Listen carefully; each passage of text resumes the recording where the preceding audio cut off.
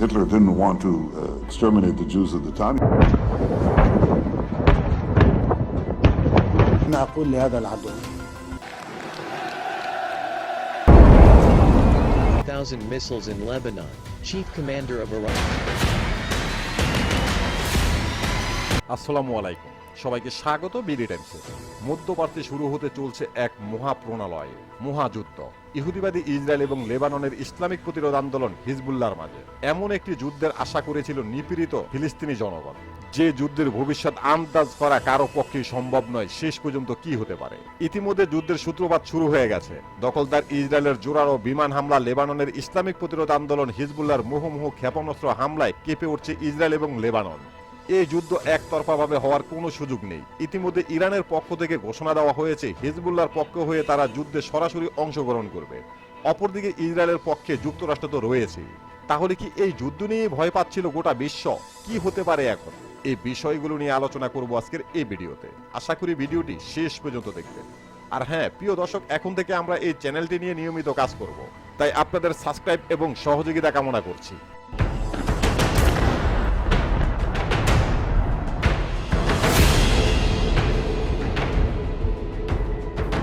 দীর্ঘ প্রায় 1 বছর যাবৎ চলছে ইসরায়েল ফিলিস্তিনি যুদ্ধ। এটাকে কোনো যুদ্ধ বলা যায় না, এক ধরনের গণহত্যা বলা যায়। কারণ অসহায় ফিলিস্তিনিদের উপরে একতরফাভাবে গণহত্যা চালাচ্ছে দখলদার ইসরায়েল। আর সেই গণহত্যায় পূর্ণ সমর্থন দিয়ে যাচ্ছে যুক্তরাষ্ট্র, ভারত সহ আরও একাধিক দেশ। অপরদিকে ফিলিস্তিনিদের পক্ষে উল্লেখযোগ্যভাবে পাশে দাঁড়িয়েছে ইরান, ইয়েমেনের হুতি বিদ্রোহীরা এবং সর্বাধিকভাবে লেবাননের ইসলামিক প্রতিরোধ আন্দোলন হিজবুল্লাহ। যদি অসহায় ফিলিস্তিনিদের পক্ষে এই সমর্থন না থাকতো, তাহলে এতদিন হয়তোবা ফিলিস্তিনিকে মুছে ফেলত অভিশপ্ত ইহুদি জাতিরা। ফিলিস্তিনিদের পক্ষে সমর্থন জানাতে গিয়ে দখলদার ইসরায়েলের সাথে আংশিকভাবে যুদ্ধে জড়িয়ে পড়েছে লেবাননের ইসলামিক প্রতিরোধ আন্দোলন হিজবুল্লাহ। আর সেই আংশিক যুদ্ধ এখন সরাসরি সর্বাধিক যুদ্ধের রূপ নিচ্ছে। দীর্ঘদিন যাবৎ গোটা পৃথিবীর সর্বাধিক দেশগুলো যে আঞ্চলিক যুদ্ধে নিয়ে ভয়ে ছিল, এটাই হচ্ছে সেই আঞ্চলিক যুদ্ধ। কারণ হিজবুল্লাহর সাথে সর্বাধিক যুদ্ধ শুরু হয়ে গেলে এটাই হবে আঞ্চলিক যুদ্ধ। যে যুদ্ধে একটি দুটি নয়, একাধিক দেশ যুদ্ধে জড়িয়ে পড়বে আর ধ্বংসলীলা শুরু হবে।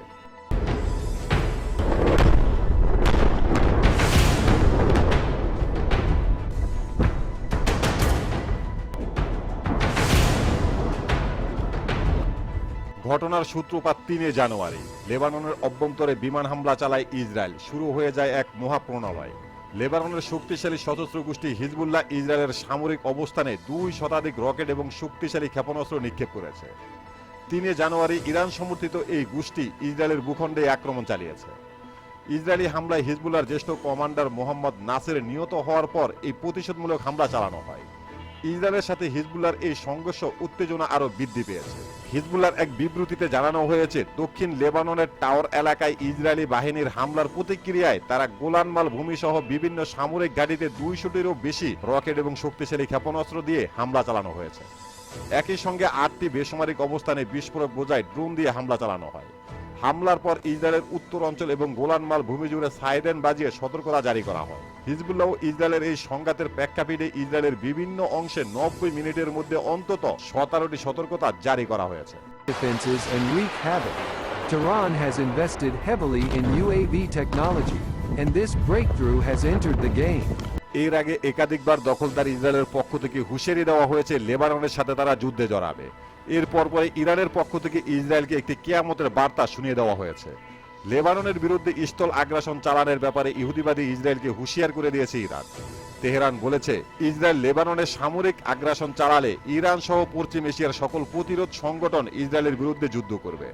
ইরানের প্রভাবশালী কূটনীতিক এবং পররাষ্ট্র সম্পর্ক বিষয়ক কৌশলগত পরিষদের চেয়ারম্যান কামাল খাররাজি ব্রিটিশ দৈনিক টাইমকে দেওয়া এক সাক্ষাৎকারে এই হুঁশিয়ারি উচ্চারণ করেন। তিনি বলেন, ইসরায়েল লেবাননে আগ্রাসন চালালে একটি আঞ্চলিক যুদ্ধ শুরু হবে এবং দখলদার ইসরায়েলকে পরাস্ত করতে তেহরান ও প্রতিরোধ অক্ষ তাদের সর্বাধিক শক্তি নিয়োগ করবে।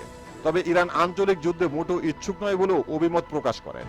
লেবাননে সর্বাধিক যুদ্ধ শুরু হলে ইরান হিজবুল্লাহর সমর্থনে সরাসরি এগিয়ে যাবে কিনা এমন প্রশ্নের উত্তরে খাররাজি বলেন, সেই ক্ষেত্রে লেবাননের সকল নাগরিক, সবগুলো আরব দেশ এবং প্রতিরোধ অক্ষ ইসরায়েলের বিরুদ্ধে লেবাননকে সমর্থন দেবে।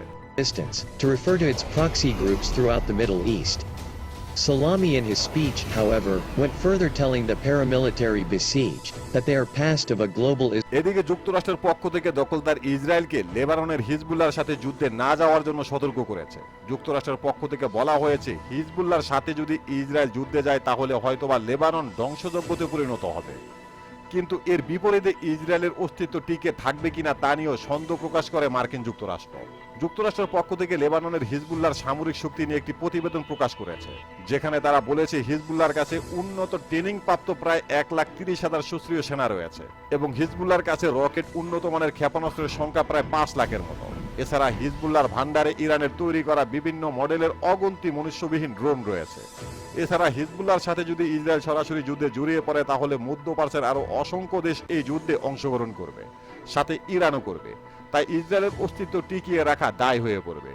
বর্তমান পরিস্থিতি নিয়ে আন্তর্জাতিক বিশ্লেষকরা দাবি করেছে খুব অল্প সময়ের মধ্যে মধ্যপ্রাচ্যে একটি আঞ্চলিক যুদ্ধ শুরু হয়ে যাবে। যদিও এই অঞ্চলের যুদ্ধের কথা ইসলামে অসংখ্যবার উল্লেখ করা হয়েছে, আর সেই ভবিষ্যৎবাণীতে উল্লেখ করা হয়েছে আফগানিস্তানের কালো পতাকাবাহী শক্তিশালী যোদ্ধারা বাইতুল মুকাদ্দাস বিজয় লাভ করবে।